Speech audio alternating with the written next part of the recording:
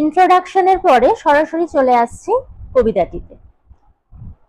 I will go with my father a plowing to the green field by the sea, and the rooks and the crows and the seagull will come flocking after me. প্রথম চারটে লাইনে বক্তা বলছেন যে আমি আমার বাবার সাথে চাষ করতে যাব। কোথায়? টু দ্য গ্রিন ফিল্ড, সেই সবুজ মাঠে। এবং সেই সবুজ মাঠটি কোথায়? বাই দ্য সি, সমুদ্রের ধারে। তাহলে কি হলো?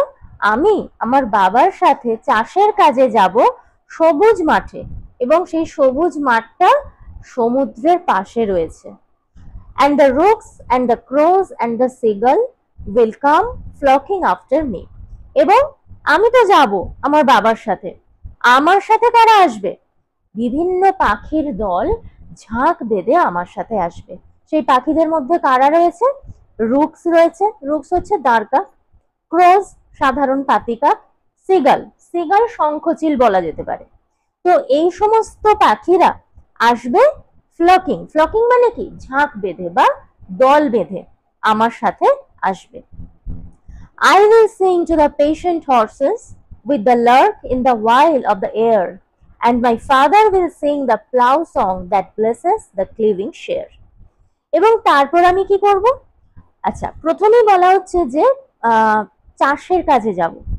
আমি একটু আগেই বলে দিই, সুবিধা হবে তাতে। এই যে কবিতাটা আমরা পড়তে চলেছি বা পড়ছি, তিনটে স্ট্যান্জা আছে।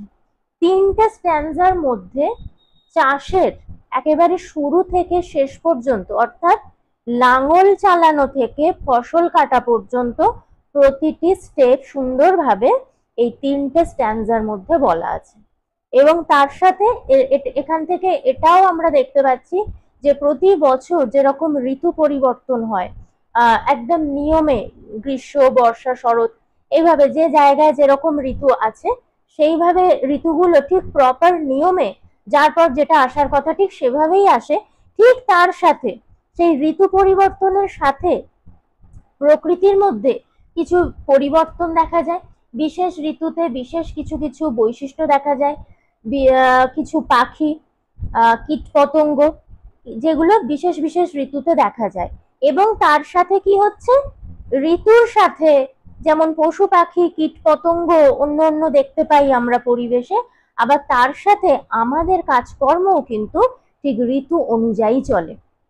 ঠিক আছে, তাহলে এখানেও আমরা চাষের মাধ্যমে বিভিন্ন ধরনের কাজ আছে, কিন্তু এখানে চাষের মাধ্যমে আমরা দেখব যে ঋতু পরিবর্তনের সাথে কিভাবে প্রকৃতি নিজেকে বদলাচ্ছে, তার রং রূপ সবকিছু বদলাচ্ছে। প্রকৃতিতে পাখি, কীটপতঙ্গ তারা বদলাচ্ছে, এবং তার সাথে বদলাচ্ছে কি? মানুষের কাজ, যেটা চাষের তিনটি পর্যায়ের মাধ্যমে আমরা সুন্দরভাবে দেখতে পাবো।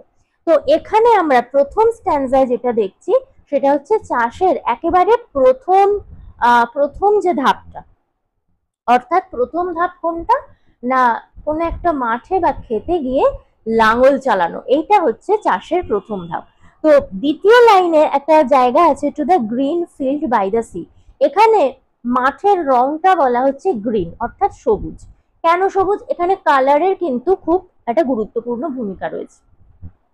তো প্রথম ধাপে মাঠকে বলা হচ্ছে, বা যে ক্ষেতে চাষ করা হবে, যে চাষের ক্ষেত, সেটাকে বলা হচ্ছে কি? সবুজ।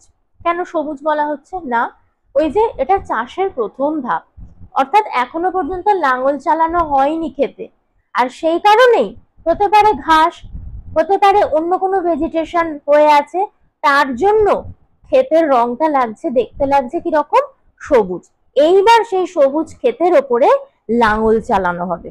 ঠিক আছে, অর্থাৎ লাঙল চালানো হচ্ছে চাষের প্রথম ধাপ।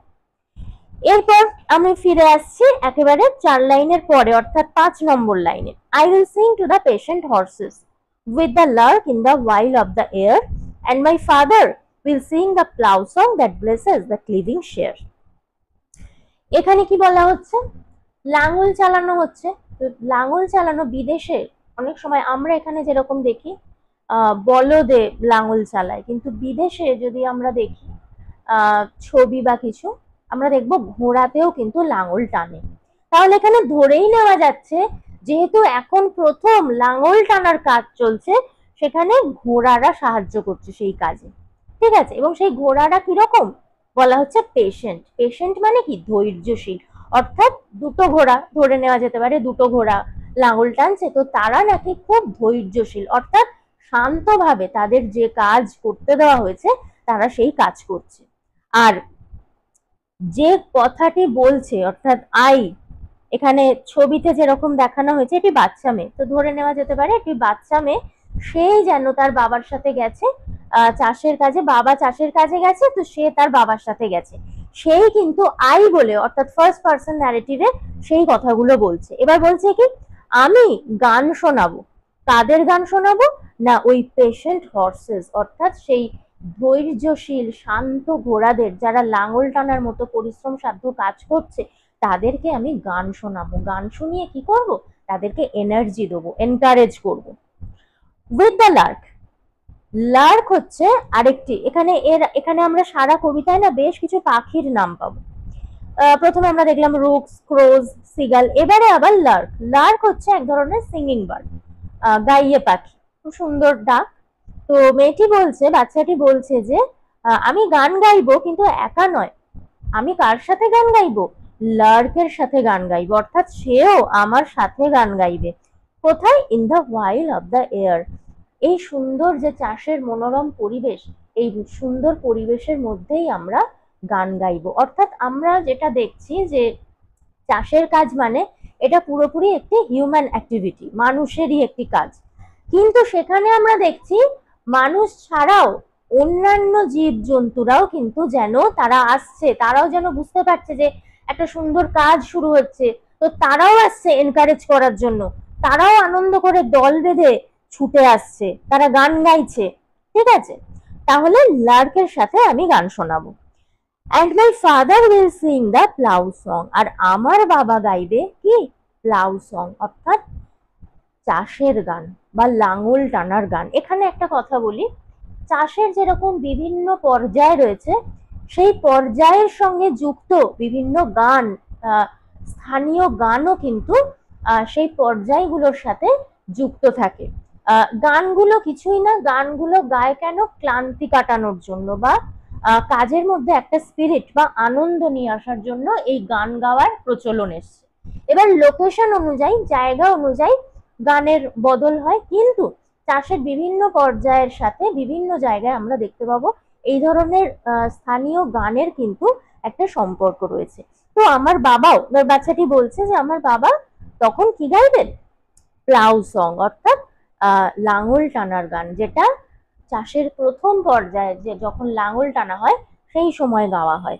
দ্যাট ব্লেসেস দ্য ক্লিভিং শেয়ার, এবং সেটা, সেটা মানে এখানে কোনটা না, ওই প্লাউ সং এর কথা বলা হচ্ছে, সেটা ব্লেসেস অর্থাৎ আশীর্বাদ করছে, কাকে আশীর্বাদ করছে, দ্য ক্লিভিং শেয়ার। ক্লিভিং মানে দুভাগ আর শেয়ার মানে ভাগ, অর্থাৎ ক্লিভিং শেয়ার মানে হচ্ছে এই যে মাটির ওপর দিয়ে যখন লাঙলের ফলাটা চলে যায় তখন মাটির ওপর একটা দাগ তৈরি হয় এবং সেই দাগের দুই ধারে মাটিটা দুভাগ হয়ে সরে যায়, তো এটাকেই বলা হচ্ছে ক্লিভিং শেয়ার।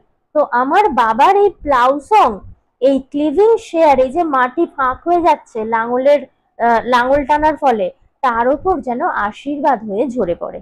এবং এর আরেকটাও মিনিং করা যেতে পারে, এই যে লাঙল টানা হচ্ছে মাটিটাকে সুন্দর করে তৈরি করার জন্যই তো লাঙলটা টানা হয়, এরপরে বীজ বপন করা হবে, তারপর সেখান থেকে ফসল ফলবে, আর ফসল আমাদের জীবনে আশীর্বাদ স্বরূপ, তাই তো? তাহলে সেদিক থেকেও কিন্তু আশীর্বাদের একটি আমরা ইন্ডিকেশন পাচ্ছি। তাহলে পুরো কবিতাটা কি হলো না, একটি বাচ্চা সে বলছে যে আমি আমার বাবার সাথে চাষ করতে যাচ্ছি বিভিন্ন, এবং কোথায় না একটি সবুজ মাঠে, যেটা হচ্ছে সমুদ্রের ধারে, এবং আমার সাথে আসছে কারা, রুকস, ক্রোস, সিগাল আসছে, সবাই ঝাঁক বেঁধে আনন্দ করে আমার সাথে আসছে, এবং আমি গান শোনাবো সেই ঘোড়াদের, যে ঘোড়ারা আমাদের সাথেই কাজ করছে। এবং কার সাথে গান গাইবো, লার্কের সাথে গান গাইবো, অর্থাৎ লার্কও, আমি ঘোড়াদেরকে গান শুনিয়ে তাদেরকে এনার্জি দিচ্ছি, আর লার্ক আমার সাথে গান গেয়ে আমাকে এনার্জি দিচ্ছে। ঠিক আছে, আর আমার বাবা গাইবেন প্লাউ সং, যেটা একটি আশীর্বাদ হয়ে ঝরে পড়বে এই যে মাটির ওপর, যে মাটিতে ভবিষ্যতে ফসল ফলবে।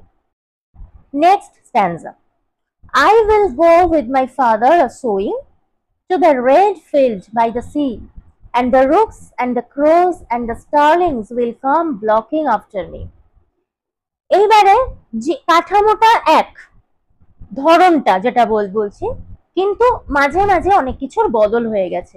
যেরকম আগে যেটা ছিল I will go with my father ploughing, এখানে সেই জায়গায় হয়ে গেছে কি আ সোয়িং। তার মানে আমরা বুঝতে পারছি যে লাঙল টানার কাজ শেষ হয়ে গেছে। এবারে লাঙল টানার ফলে কি হয়েছে, মাটি একদম সুন্দরভাবে ঝুরঝুরে হয়ে গেছে, সুন্দরভাবে প্রস্তুত হয়ে গেছে। কিসের জন্য না, চাষের পরবর্তী যে পর্যায়, অর্থাৎ এইবার ওই ঝুড়ো মাটিতে বীজ বপন করা হবে। অর্থাৎ সো এই শব্দটির মানে হচ্ছে বীজ বপন করা। তাহলে এবার বাচ্চাটি বলছে যে আমি আমার বাবার সাথে বীজ বপন করতে যাব। কোথায় না, to the red field by the sea. আগের স্ট্যান্ডাতে মাঠের রং ছিল গ্রিন, এখানে রংটা বদলে গেছে, বদলে হয়েছে কি রেড। অর্থাৎ লাঙল টানার ফলে যে ভেজিটেশন গুলো ছিল, ঘাস হয়ে গিয়েছিল, সেগুলো সরে গেছে, ফলে সবুজ রংটা আর নেই। তার ফলে দেখা যাচ্ছে কি একটা লালচে রং, যেটা লাঙল টানার পর যে মাটির ঝুরঝুরে মাটির যে রংটা হচ্ছে। এবং ক্ষেত তো সেই একই জায়গায় আছে, একমাত্র এইটাই আনচেঞ্জড, অপরিবর্তিত। অর্থাৎ সেটা কোথায় না, সেই সমুদ্রের ধারে। and the rooks and the crows and the starlings will come blocking after me. তো এবারেও কিন্তু আগের মতো এবারেও বেশ কিছু পাখি ঝাঁক বেঁধে আমার সাথে আসছে। সেই রুকস রয়েছে, ক্রোজ রয়েছে, আর seagull.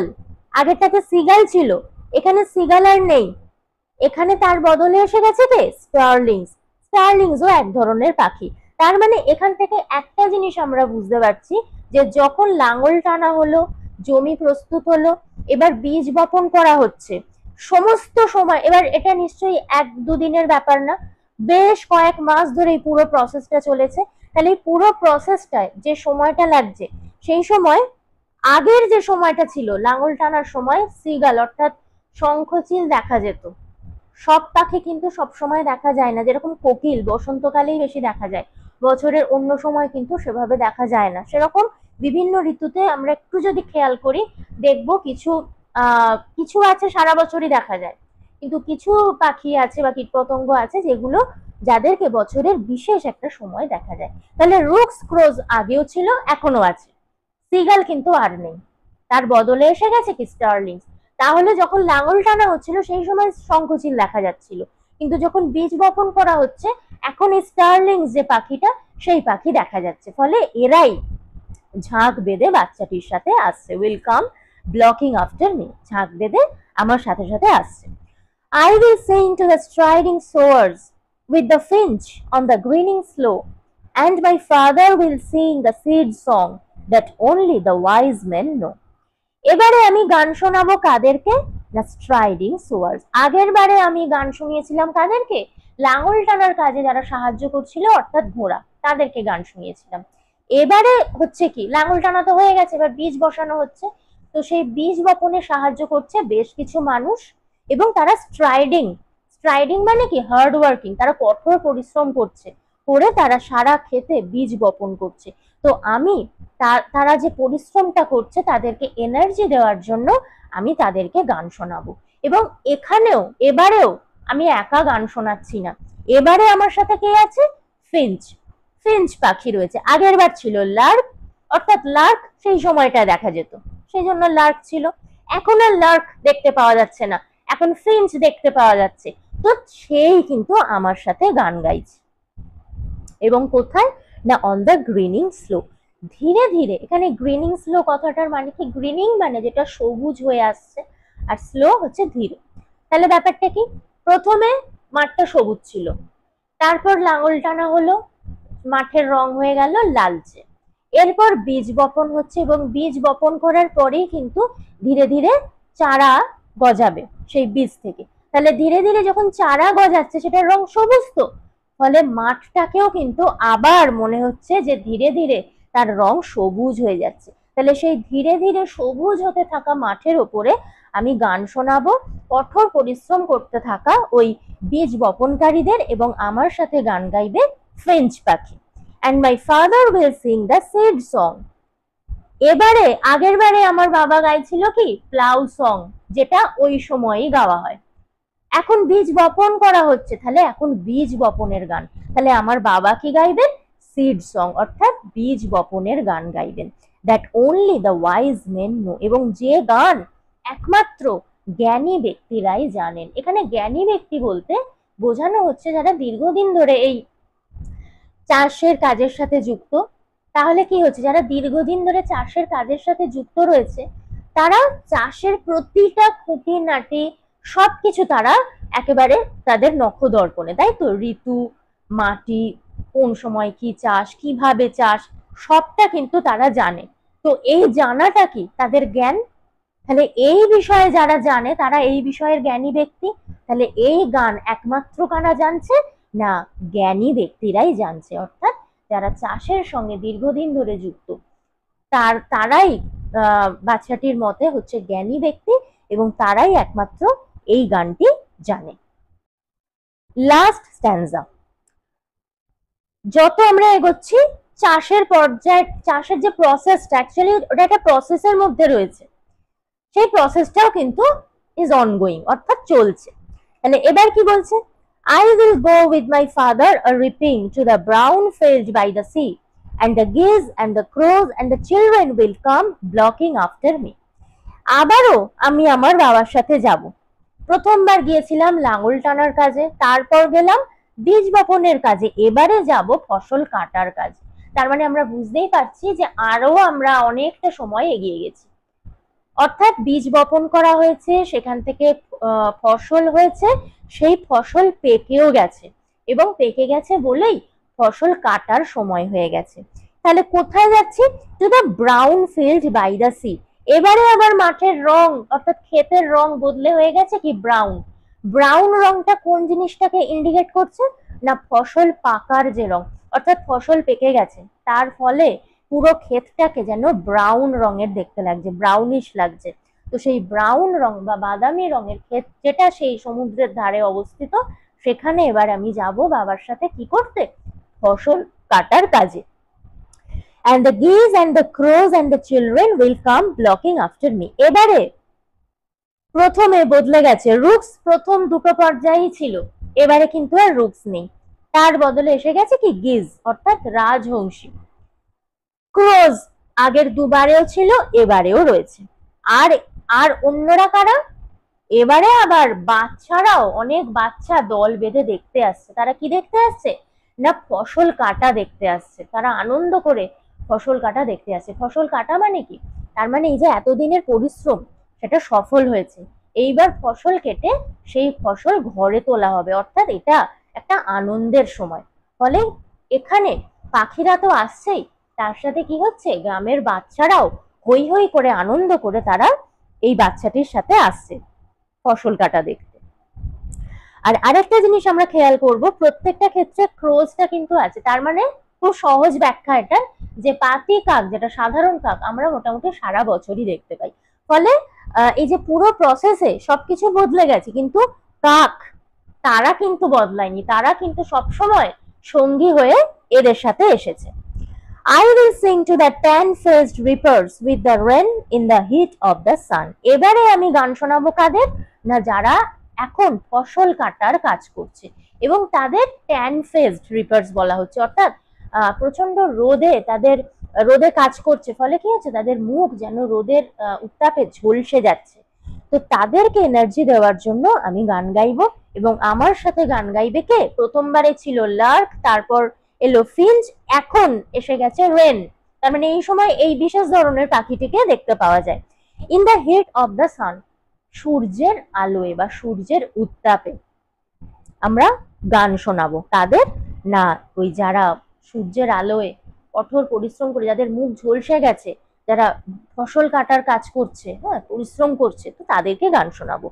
And my father will sing the side song, এবং আমার বাবা গাইবেন কি, ঠিক এই পর্যায়ের সাথে যে গান গাওয়া হয় সেই গানই গাইবেন। সেটা কি না, সাইড সং। সাইড মানে হচ্ছে কাস্তে, অর্থাৎ কাস্তে মানে কি, ফসল কাটা হচ্ছে, তাহলে ফসল তো কাস্তে দিয়েই কাটা হয়, তাহলে কাস্তের গান গাইছে, যেটা ফসল কাটার সময় গাওয়া হয়। তাহলে প্রথমবার গিয়েছিলেন প্লাউ সং, তারপর গাইছিলেন সিড সং, তারপর যেটা শেষ পর্যায়ে ফসল কাটা হচ্ছে তখন গাইছেন কি side song, that joys for the harvest ডান।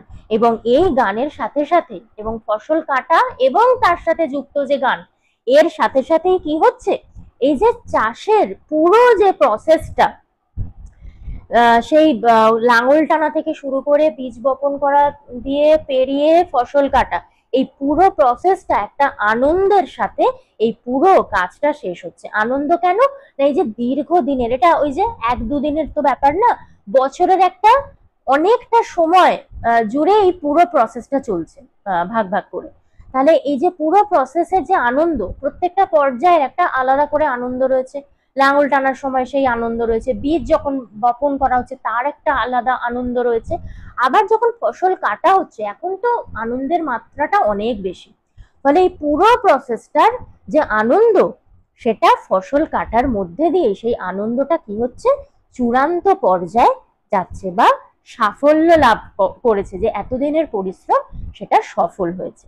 তো এই হচ্ছে পুরো কবিতাটা, 3টে স্ট্যান্জা নিয়ে একটা সুন্দর ছোট্ট কবিতা, খুব সুন্দর কবিতা, যেখানে প্রকৃতি আছে, প্রকৃতির সাথে ঋতু রয়েছে, প্রতিটি ঋতুতে কিভাবে প্রকৃতির রূপ বদলে যাচ্ছে, রং বদলে যাচ্ছে, পাখি বদলে যাচ্ছে, হ্যাঁ, তার সাথে মানুষের যে কাজ, সেই কাজগুলো সেই ঋতুর সাথে সাথে বদলে বদলে যাচ্ছে। ফলে সবটাই কিন্তু আমরা এই ছোট্ট কবিতার মধ্যে পাচ্ছি। কবি খুব সুন্দরভাবে এটা তুলে ধরেছেন। তো কবিতাটি যদি ভালো লেগে থাকে তাহলে এটা লাইক দিয়ে দেবেন, আর দেখার জন্য ধন্যবাদ।